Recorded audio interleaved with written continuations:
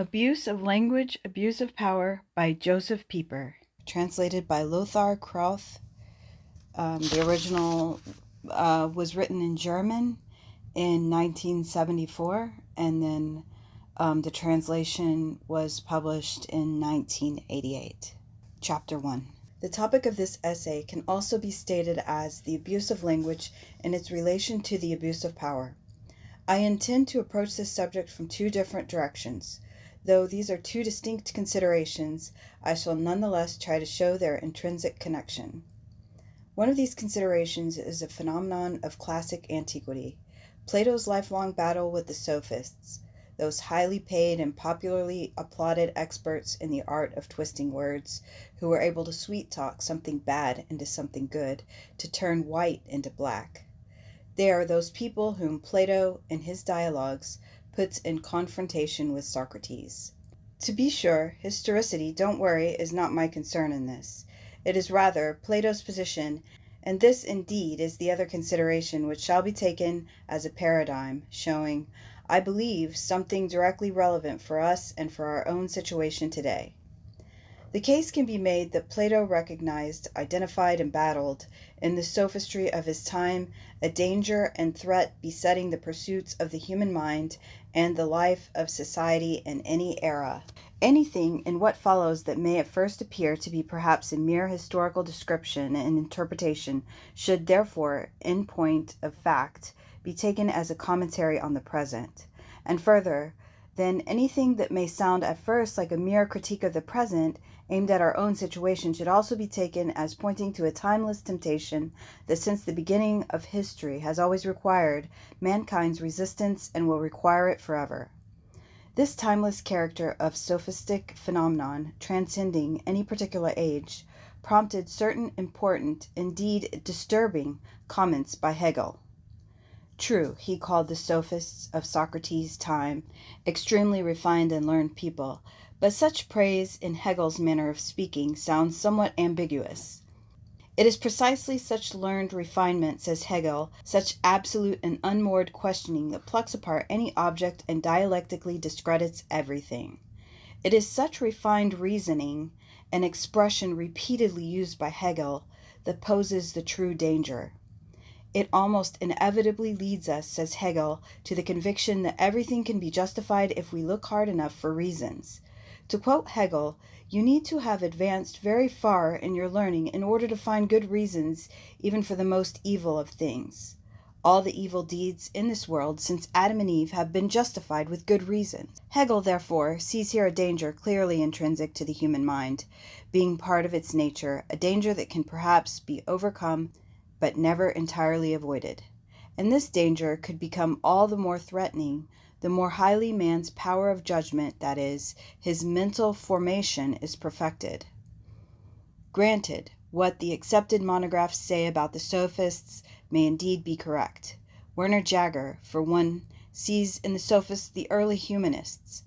They have been praised as great educators and teachers, as the first advocates for the freedom of thought, and so on. All this may well be entirely correct, and yet it is precisely here where danger lurks. Only within the framework of those achievements can this specific destruction be wrought, a destruction that Hegel, too, has in mind when used the term sophistry. In this, the German philosopher is clearly siding with Plato. Both discuss something relevant beyond a specific era. Both identify a danger threatening the human mind and commonweal at any time.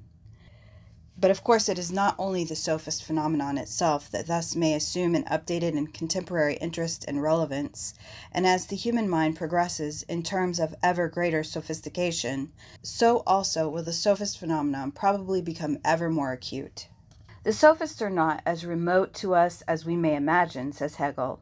I wish to make this statement the implicit motto of my reflections here, this and Nietzsche's posthumous line, the era of the sophists, our time. To repeat then, it is not only the sophistic mentality itself that in this context arouses renewed interest, but also, and even more so, Plato's argumentation, his contention with the sophists. Why, indeed, was he so dead set against the sophists? In what did he see their evil influence? What exactly did he feel they threatened? What is it, in Plato's opinion, that must never be sacrificed under any circumstances if a man is to lead a truly human existence? Again, what did Plato have against the sophists? The outward appearance of these men, as depicted in Plato's dialogues, is sufficiently known, but there are rather obvious traits and others not so obvious, and some may only seem to be obvious. To begin with, we notice the fact that these men are exceptionally successful, which every now and then prompts the sardonic admiration on the part of Socrates. He notices this merchandising of wisdom, this disregard of the essential difference between money and the spirit, as if there were no difference between what was used to be called the artes liberales, the liberal arts, and what we now call the mental work, as if there were no difference between honorarium and wages. This consideration is much more relevant than may appear at first. Bertrand Russell, in his History of Western Philosophy, observes rather contemptuously that those professors should get down from their high horse when they denounce the sophists because they accepted payments. The professors themselves take money, he says, and quite a lot of it. But this still does not capture the crucial point. The crucial point in the incommensurability is not mentioned here. A casual remark by Socrates is much more on target. The Cratylus dialogue, which incidentally discusses the problem of language, deals with a certain question that for us here is of no consequence, and Socrates remains silent. Finally, they ask him, "What do you think, Socrates?" To which he replies, "I have no opinion on this, for I could only afford the 5-drachma lecture of Prodicius, one of the great sophists. His 50-drachma lecture I could not afford. Had I been able to, then perchance I might be knowledgeable." Here is the crucial point that is made loud and clear. A few years ago, one of Einstein's friends published some recollections in the Frankfurter Allgemeine, which he relates, among other things, what Einstein had once told him. "An American university has offered me $500,000 for the 12 original handwritten pages of my theory of relativity. This offer really bothers me. How can one sell the achievements of the mind?" And Sartre, in the presentation to the 1945 first issue of his magazine Le Temps Moderne, discusses the situation of the modern writer, indeed touching on so many aspects but also on our specific subject. He says, "Why in the world are we ashamed? Why do we blush when money is mentioned? We simply receive our wages as any other worker does. Well, yes, a sonnet consists of 14 lines. Will you be paid by the line, or by the hour, or by what standard? Maybe you needed only 5 minutes for it, maybe 6 months." The crucial point here is that money and mind are incommensurable. This has to be kept in mind, it seems to me, if this subject matter is to be discussed from Plato's standpoint. Then there is this other aspect in the matter the sophists are presented. Plato depicts them, without exception, as strangely handsome. These adversaries of Socrates, who himself is ugly like Silenus, but this beauty, mentioned with an irony quite untypical for classical Greece, seems to point to something much more fundamental, much less obvious as well. The dialogue Protagoras begins with Socrates telling about the time when he returned from a party and met a friend who addressed him. "You look so excited, just as if you were coming from your handsome young friend Alcibiades." To which he replied, "Indeed, I am coming from a party where Alcibiades was also present, but I hardly paid attention to him. I did not even cast an eye on him, for you see there was someone much more handsome, Protagoras, the old sophist." This, of course, is meant to be pure irony. Why should a classical Greek speak of physical beauty in an ironic tone? But worse is to come. Ugliness receives praise as resembling Socrates. There in this dialogue, Theaetetus, a late writing, together with a visiting professor who lectures on mathematics in Athens, Socrates is standing in front of a stadium in which a group of young men are getting dressed. And Socrates asks Theodorus, "Did you notice among your listeners and students someone who is especially talented?" To which the other replies, "Yes, just one, but he is not, as you might think, the most handsome. On the contrary, he is quite ugly. He resembles you.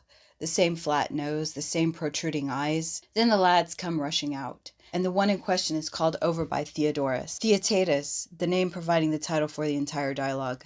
"Theaetetus, do come here. Socrates desires to speak to you." And so this dialogue begins progressing toward deep abstraction and speculation and becoming ever more difficult until finally Socrates asks Theaetetus, "Now, please show me what face I have. For Theodorus claims your face is similar to mine." This is arranged in such a roundabout manner as to warrant the question, what is Plato's purpose in all this? True beauty, of course, is not the subject of this irony here. It seems to me that we should understand the passage in a way similar to our notion of perfection. Taken literally, perfection means completion, wholeness. But when we speak of perfectionism, we really mean something negative, annoying, even dangerous. And the question as to what makes such perfectionism dangerous, applied to our topic, becomes the question, what indeed did Plato have against the sophists? His objection could tentatively be summed up in these brief terms: corruption of the word. You are corrupting language. Still, the core of the matter is not yet identified with this. The specific threat for Plato comes from the sophists' way of cultivating the word, which exceptional awareness of linguistic nuances and utmost formal intelligence from their way of pushing and perfecting the employment of verbal constructions to crafty limits, thereby and precisely in this corrupting the meaning and the dignity of the very same words. Word and language, in essence, do not constitute a specific or specialized area. They are not a particular discipline or field. No, word and language form the medium that sustains the common existence of the human spirit as such. The reality of the word, in immanent ways, makes existential interaction happen. And so, if the word becomes corrupted, human existence itself will not remain unaffected and untainted. What, however, does corrupting the word mean? This question can obviously be answered only after what constitutes the dignity and import of the word within the totality of human existence has been clarified. Human words and language accomplish a twofold purpose, as Plato without doubt would have answered in clear agreement with the entire tradition of Western thought. Since this accomplishment is twofold, we may already here suspect that the world's degeneration and corruption can also be twofold. First, words convey reality. We speak in order to name and identify something that is real, to identify it for someone, of course, and this points to the second aspect in question, the interpersonal character of human speech. These two aspects of the word and all language, though distinct, are nevertheless not separated. The one does not exist without the other. At first we may well presume that such and such is simply a factual reality, and all that we want to do is understand this reality and, of course, describe it. Right, describe it. But to whom? The other person is already in the picture. What happens here is already communication. In the very attempt to know reality, there is already present the aim of communication. And again, we may well presume that at first we are relating only to this one person we are addressing at one time. Still, what do we talk about? Indeed, we can talk only about reality, nothing else. Of course, there is also the possibility of lying, of falsifying. It is one of my favorite questions in tests, posed many times and not always answered to my satisfaction. Can a lie be taken as communication? I tend to deny it. A lie is the opposite of communication. It means specifically to withhold the other's share and portion of reality, to prevent his participation in reality. And so, corruption of the relationship to reality and corruption of communication. These evidently are two possible forms in which the corruption of the word manifests itself. Because of these two corruptions, precisely because of them, Socrates over and again chides the sophists' rhetoric.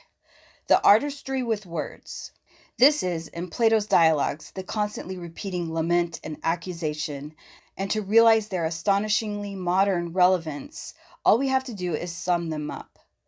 Reality, you think, should be of interest to you only insofar as you can impressively talk about it. And because you're not interested in reality, you are unable to converse. You can give fine speeches, but you simply cannot join in a conversation. You are incapable of dialogue. Here again, the one cannot be separated from the other. Any discourse detached from the norms of reality is at the same time mere monologue. What does it mean, after all, to be detached from the norms of reality? It means indifference regarding the truth.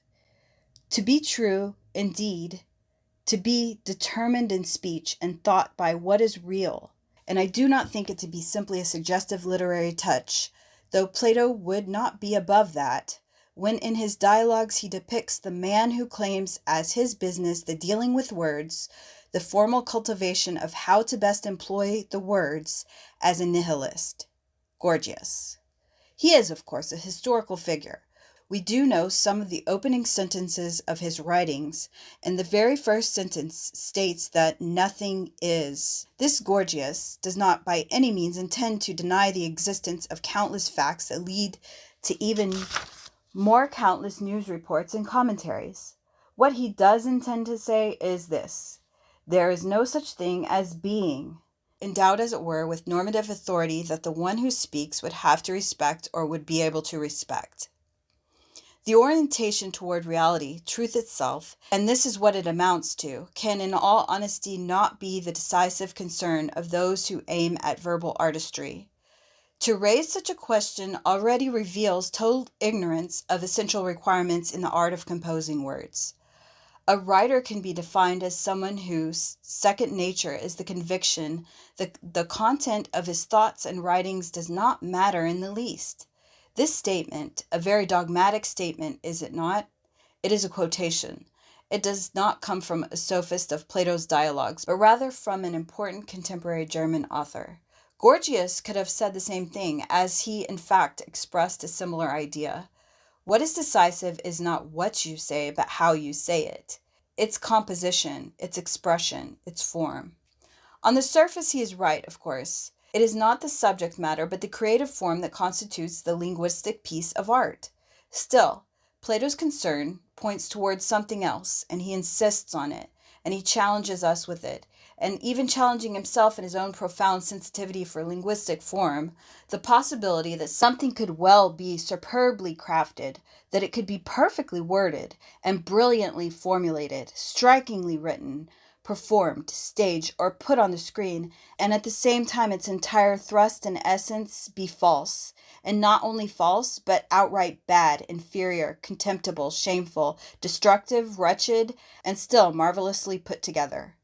Plato does not say if something is marvelously put together, then you should have your suspicions right away. No, he simply asks to be aware of the possibility of something's being superbly crafted and nevertheless sham and foul. Unless, to quote Plato's Socrates, we define the linguistic artist as a speaker of truth.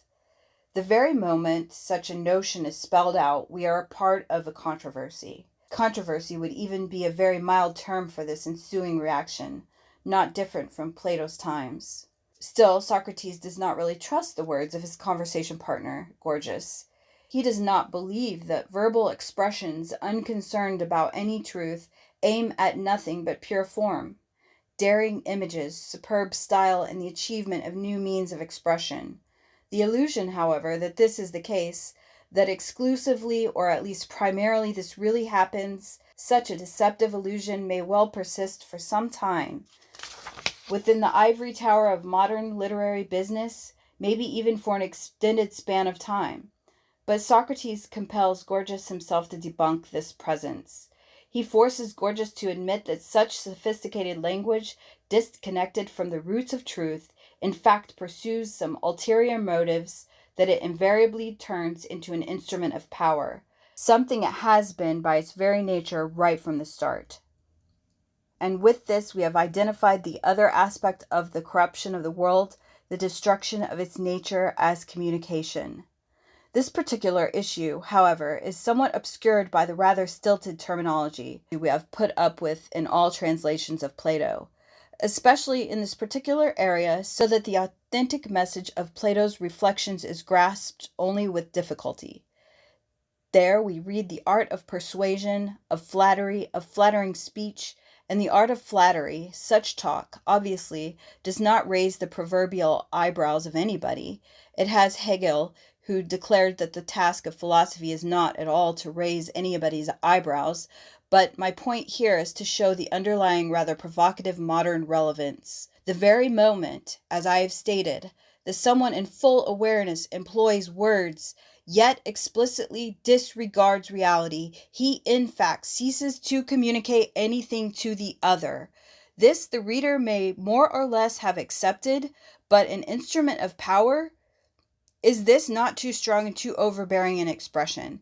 It really implies that from one moment to the next, the human relationship between the speaker and the listener changes. I have to say, yes, indeed. This is precisely what happens. This is really going on. Whoever speaks to another person, not simply, we presume, in spontaneous conversation, but using well-considered words, and whoever in so doing so explicitly not committed to the truth, whoever, in other words, is in this guided by something other than the truth, such a person from that moment on no longer considers the other as a partner, as equal. In fact, he no longer respects the other person as a human.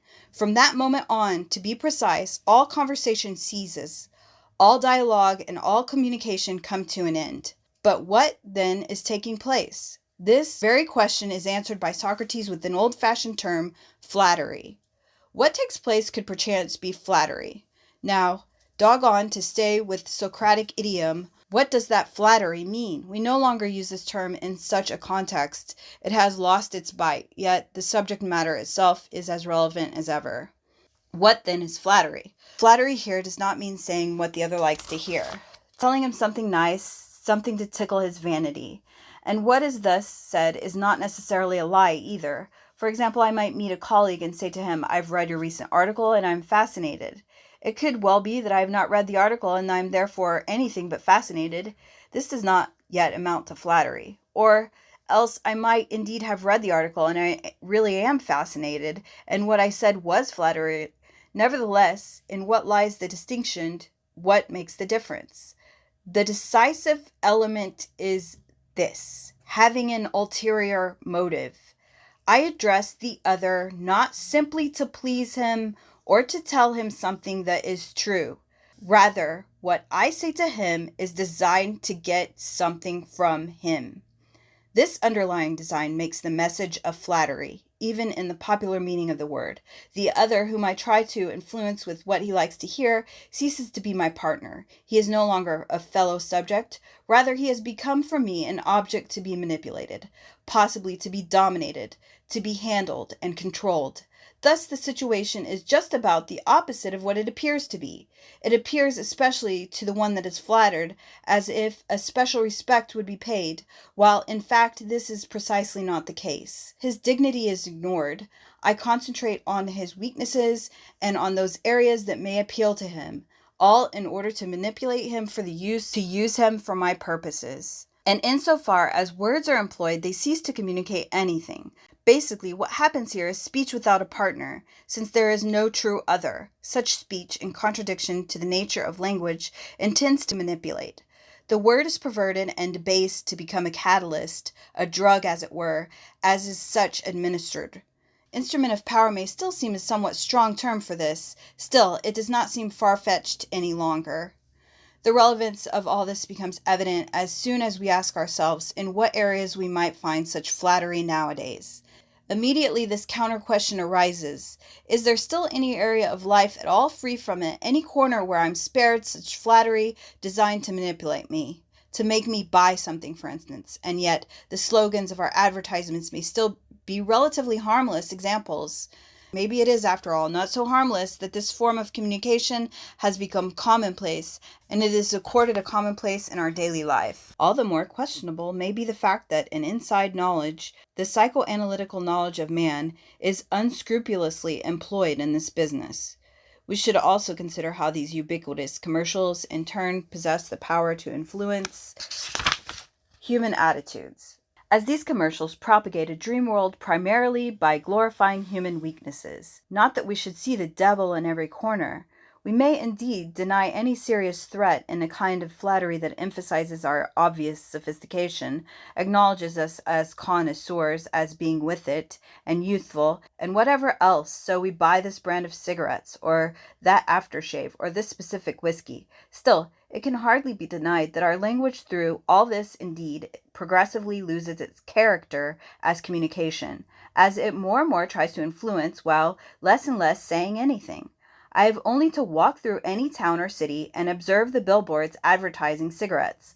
All those slogans, "You've come a long way, baby," "Smooth character," "Come to where the flavor is," "Alive with pleasure," have nothing to do with the advertised products as such. They are simply nonsensical. Yet they are no simple nonsense, but rather an extremely calculated and highly financed nonsense. What should make us stop and think is the ease with which we buy all this. Buy it in both meanings in the word. The most genuine territory of sophistic flattery, however, is marked by a somewhat different approach, and concise terms to define it are difficult to find. Let me propose to analyze the concept of entertainment from just such a perspective. With this concept, I do not mean here the fun and games designed for having a good time together. I do not mean at all something that is actively done and arranged, but rather an area that is meant by the refreshingly frank, though somewhat crude, expression of the entertainment industry. I am talking about those special consumer goods marketed by a peculiar production apparatus that has made a flattery in its big business. We should not think only of the trivialities found in certain popular magazines and hit shows. On the contrary, sophistic implies a claim to the highest standards of form and refinement. But the matter, we have to admit, is all in all rather complicated. They not only tickle your fancy here, as everywhere else, to induce you to buy their product, but also offer the flattery itself for sale and consumption. You are expected to pay for being flattered. And even this statement expresses the matter much too simply. The product for which I am ready to pay the price consists, strictly speaking, not only of flattery that extols my own foibles. This, of course, is expected, but it should happen in such a manner that I remain unaware of what truth is going on here. Of course, this, by definition, one aspect of flattery, a flattery unmasked, is all but a contradiction in terms. The world wants to be deceived. The saying goes, mundus vult decipi. This is indeed true, yet at the same time too narrow. What the world really wants is flattery, and it does not matter how much of it is a lie. But the world at the same time also wants the right to disguise, so that the fact of being lied to can be easily ignored. As I enjoy being affirmed in my whims and praised for my foibles, I also expect credibility to make it easy for me to believe, in good conscience, or at least without a bad conscience, that everything I hear, read, absorb, and watch is indeed true, important, worthwhile, and authentic. I'm going to read that again. What the world really wants is flattery, and it does not matter how much of it is a lie, but the world at the same time also wants the right to disguise, so that the fact of being lied to can be easily ignored. As I enjoy being affirmed in my whims and praised for my foibles, I also expect credibility to make it easy for me to believe, in good conscience, or at least without a bad conscience, that everything I hear, read, absorb, and watch is indeed true, important, worthwhile, and authentic. Such then is the demand. To such a demand, the supply has to respond if there is going to be a profitable business. Still, the demand is not concentrated only on what is commonly considered pleasing. There are not only sex, sensuality, vanity, noisiness, and sentimentalism. There are also cruelty, and indeed, the vicious enjoyment of others' misfortune. There are the obsession with slander, the frenzy to destroy, and the readiness to accept radical answers, to go for the final solution.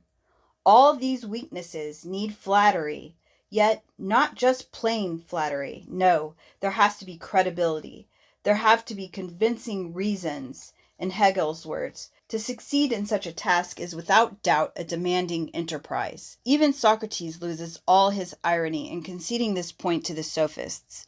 You are truly experts in this. You must have a deep understanding of human nature, and you know exactly which spot to hit.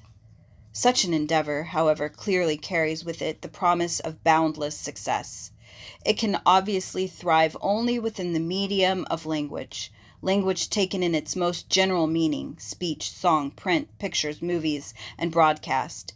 The entire arsenal of the means of communication can be potentially employed. All these established, even institutionalized possibilities to process communication are by their very nature designed to function as vehicles of genuine human speech. They are designed, therefore, to capture and communicate reality. I believe it would be entirely unjust to contend that this fundamental character of the word, as a rule, is betrayed and corrupted. Still, it is quite evident that the danger of corruption increases as the promise of possible success becomes more tempting. Not just a specific sector is then endangered, such as the press or television or radio. No, the commonweal of people is then threatened, since by necessity it functions through the medium of the word. Then we are faced, in short, with the threat that communications as such decays, that public discourse becomes detached from the notions of truth and reality. I said this danger is evident. It would be more correct, however, to say that it is evident that there can be such a threat. Unfortunately, the threat itself is not so readily recognized, for it is part of its nature to be concealed and disguised. It is therefore extremely difficult, at times impossible, to take a specific item such as a novel, a stage play, a movie, a radio commentary, or a critical essay, and identify the borderline that separates genuine communication and rooted in reality from the mere manipulation of words aimed solely to impress. Formal excellence alone cannot be the decisive criterion. A philosophical discourse, or notably even a theological discourse, can equally be listed here, especially when it draws its power from the element of surprise, when thus it exploits the general intellectual enemy. Yes, even philosophy, the theology, and the humanities, just like any fictional literature, however demanding and challenging in essence, may well be mere entertainment in our specific sense here, that is, a form of flattery. Extremely refined, perhaps, yet nevertheless courting favor to win success. And success in this does not necessarily mean huge sales and large profits. Any form of approval will do. Either the applause of the masses or the admiration of the happy few. Plato stated it repeatedly. The difficulty in recognizing a sophist at all is part of his success. So writes John Wilde, the American scholar and expert on Plato. The sophist appears to be a true philosopher, more so than the philosopher himself. How then can anyone be expected to tell which is which? Plato himself complicated this confusing picture even more from the other end, as it were. Is it not obvious, he wonders, in his dialogue Phaedrus, that even those who have a genuine message of truth and reality must first court the favor of the people, so they will listen at all? Is there not such a thing as seduction to the truth? Karl Jaspers, toward the end of his life, expressed his fear that one day it may become inevitable to dress truth itself in propaganda just so it will reach people's ears.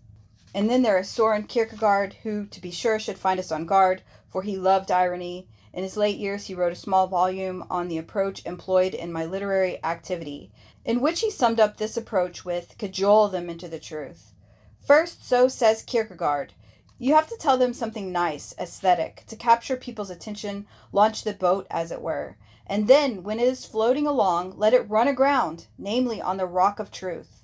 Better hurry, though, to get away from there immediately. They will try to kill you. Be this as it may, this much remains true. Wherever the main purpose of speech is flattery, there the word becomes corrupted, and necessarily so. And instead of genuine communication, there will exist something for which domination is too benign a term. More appropriately, we should speak of tyranny, of despotism. On one side, there will be sham authority, unsupported by any intellectual superiority, and on the other, a state of dependency, which again is too benign a term. Bondage would be more correct. Yes, indeed, are on the side a pseudo-authority, not legitimized by any form of superiority, and on the other, a state of mental bondage. Plato evidently knew what he was talking about when he declared the sophist's accomplished art of flattery to be the deceptive mirage of the political process, that is, the counterfeit usurpation of power, a power that belongs to the legitimate political authority alone. Of course, this cannot as yet be called use of force and exercise of power in a strict sense. It is not yet for real, as it were. But much less, at any rate, we are moving perchance within the neutral territory separated from the political reality labeled, say, the press, or the culture domain, or the field of literature, or whatever name one chooses. Public discourse, the moment it becomes basically neutralized with regard to a strict standard of truth, stands by its nature ready to serve as an instrument in the hands of any ruler to pursue all kinds of power schemes. Public discourse itself, separated from the standard of truth, creates on its part, the more it prevails, an atmosphere of epidemic proneness and vulnerability to the reign of the tyrant. Serving the tyranny, the corruption and abuse of language becomes better known as propaganda. Here once again, though briefly I've to mention Plato and the translation of Plato, most translations have the art of persuasion in this context. Plato himself, however, in the Politeia, the great dialogue on the social and political order, characterizes the essence of injustice as the combination and collaboration of pieto and baia, rendered as persuasive word and brute force. Left out is the element of menace. But then again, the most perfect propaganda achieves just this, that the menace is not apparent but well concealed. Still, it must remain visible. It must remain recognizable. At the same time, those for whom the menace is intended must nevertheless be led and eased into believing, and that is the true art, that by acquiescing to the intimidation, they really do the reasonable thing, perhaps even what they would have wanted to do anyway. All this is not outside our own experience, yet propaganda in this sense by no means flows only from the official power structure of dictatorship. It can be found wherever a powerful organization, an ideological clique, a special interest, or a pressure group uses their word as a weapon. And a threat, of course, can mean many things besides political persecution, especially all the forms and levels of defamation or public ridicule, or reducing someone to a non-person. All of which are accomplished by the means of the word, even the word not spoken. Karl Jaspers counted among the forms of modern sophistry, as he calls it, also the lingo of the revolution, which, intent on fomenting rebellion through agitation, singles out one isolated instance, and focusing its spotlight on this makes everyone blind to all the rest. The common element in all of this is the degeneration of language into an instrument of rape. It does contain violence, albeit in latent form. And precisely, this is one of the lessons recognized by Plato through its own experience with the sophists of his time. A lesson he sets before us as well. This lesson, in a nutshell, says the abuse of political power is fundamentally connected with the sophistic abuse of the word. Indeed, finds it in the fertile soil in which to hide and grow and get ready, so much so that the latent potential of the totalitarian poison can be ascertained, as it were, by observing the symptom of the public abuse of language. The degradation, too, of man through man, alarmingly evident in the acts of physical violence committed by all tyrannies, concentration camps, torture, has its beginning, certainly much less alarmingly, at that almost imperceptible moment when the word loses its dignity. The dignity of the word, to be sure, consists in this. Through the word is accomplished what no other means can accomplish, namely communication based on reality. Once again, it becomes evident that both areas, as has to be expected, are connected, the relationship based on mere power, and thus the most miserable decay of human interaction stands in direct proportion to the most devastating breakdown in orientation toward reality. I spoke of public discourse becoming detached from the notions of truth and reality. This brief characterization may be too mild. It does not yet express the full measure of devastation breeding within the sophistic corruption of the word. It is entirely possible that the truth and authentic reality is being drowned out by the countless superficial information bits, noisily and breathlessly presented in propaganda fashion. Consequently, one may be entirely knowledgeable about 1,000 details and nevertheless, because of ignorance regarding the core matter, remain without basic insight. This is a phenomenon in itself already quite astonishing and disturbing. Arnold Jelen labeled it a fundamental ignorance, created by technology and nourished by information. But I wanted to say something far more discouraging is readily conceivable as well. The place of authentic reality is taken over by a fictitious reality. My perception is indeed still directed toward an object, but now it is a pseudo-reality.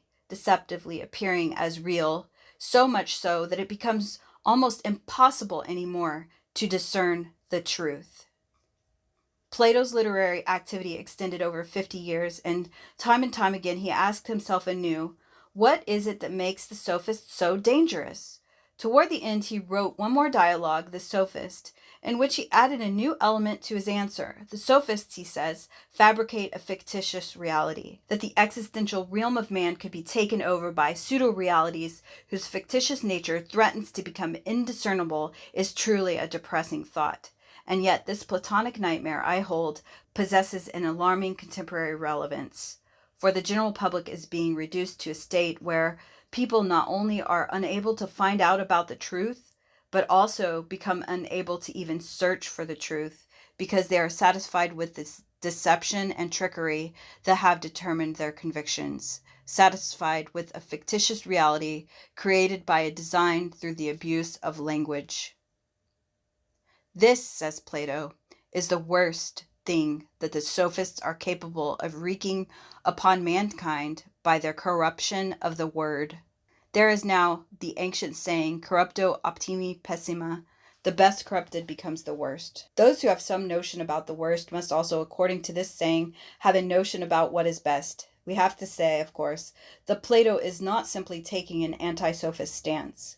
More decisive is the intensity of his prior positive affirmation. His unwavering, strong opposition can fully be comprehended only in view of his own position regarding the overriding importance of the good that is endangered and threatened by the sophists. With this, indeed, we touch on his most basic convictions relative to the value and meaning of human existence. This we cannot discuss here at any length. Still, I wish to sum up Plato's stance in 3 brief statements. The first statement, to perceive as much as possible all things as they really are, and to live and act according to this truth. Truth indeed, not as something abstract and floating in thin air, but as the unveiling of reality. In this consists the good of man. In this consists a meaningful human existence. The second statement, all men are nurtured first and foremost by the truth, and not only those who search for knowledge. The scientists and philosophers, everyone who yearns to live as a true human being depends on this nourishment. Even society, as such, is sustained by the true publicly proclaimed and upheld. Third statement, the natural habitat of truth is found in interpersonal communication. Truth lives in dialogue, in discussion, in conversation. It resides, therefore, in language, in the word. And consequently, the well-ordered human existence, including especially its social dimension, is essentially based on the well-ordered language employed. A well-ordered language here does not primarily mean its formal perfection, even though I tend to agree with Karl Krauth when he says that every correctly placed comma is decisive. No, a language is well ordered when its words express reality with as little distortion and as little omission as possible. These 3 statements may be considered the foundation of that community of teachers and students established by Plato in the grove of Academos, the foundation, that is, of the Platonic Academy. But as soon as I use the term academy, I do not speak about Plato alone. The term implies an original model from which everything academic in the world up to the present day derives its name, whether properly so or not. Of course, our contemporary universities, our institutions of higher learning, differ substantially from the original academy of ancient Greece. Still, the term academic expresses something that remained unchanged throughout the centuries, something that can be identified quite accurately. It means that in the midst of society there is expressly reserved an area of truth, a sheltered space for the autonomous study of reality, where it is possible without restrictions to examine, investigate, discuss, and express what is true about anything. A space, then, explicitly protected against all potential special interests and invading influences, where hidden agendas have no place, be they collective or private, political, economic, or ideological. At this time in history, we have been made aware amply, or forcefully as well, the consequences ensue when a society does or does not provide such a refuge. Clearly, This is indeed a matter of freedom. Not the whole of freedom, to be sure, yet an essential and indispensable dimension of freedom. Limitations and restrictions imposed from the outside are intolerable enough. It is even more depressing for the human spirit when it is made impossible to express and share, that is, to declare publicly, what, according to one's best knowledge and clear conscience, is the truth about things. All this hardly needs any specific explanation at all. Such a space of freedom needs not only a guarantee from the outside, from the political power that thus imposes limits on itself. Such a space of freedom also depends on the requirement that freedom be constituted and defended within its own domain. By defended, we mean here not against any threat from the outside, but against dangers arising, disturbingly, within the scholarly domain itself. Dangers we have discussed above. In this precisely consists the irreplaceable achievement of all institutions of higher learning in view of the bonum commune, the common good. Academic must mean anti-sophistic, if it is to mean anything at all. This implies also opposition to anything that could destroy or distort the nature of the word as communication and its unbiased openness to reality. In this respect, we are able to pronounce the general principle and at the same time to be very specific. Opposition is required, for instance, against every partisan simplification, every ideological agitation, every blind emotionality, against seduction through well-turned yet empty slogans, against autocratic terminology with no room for dialogue, against personal insult as an element of style. All the more despicable, the more sophisticated it is, against the language of evasive appeasement and false assurance, which Karl Jaspers considers a form of modern sophistry, and not least against the jargon of the revolution, against categorical conformism and categorical nonconformism. Do we have to go on? Clearly, none of these challenges can be easily translated into the organized approach of practical action. As the threat is elusive, Plato's experience throughout his life, so also are the means to resist it. And yet, all this is of eminent political importance. At stake here is the purpose of our institutions of higher learning. Indeed, they are entities not to themselves within the framework of society, but to help determine society's overall condition. Their task, then, is to live out as a paradigmatic model of conditions that sustain and nourish the structure of the political commonwealth at large, namely the free interpersonal communication anchored in the truth of reality, the reality of the world around us, the reality of ourselves, and the reality of God as well.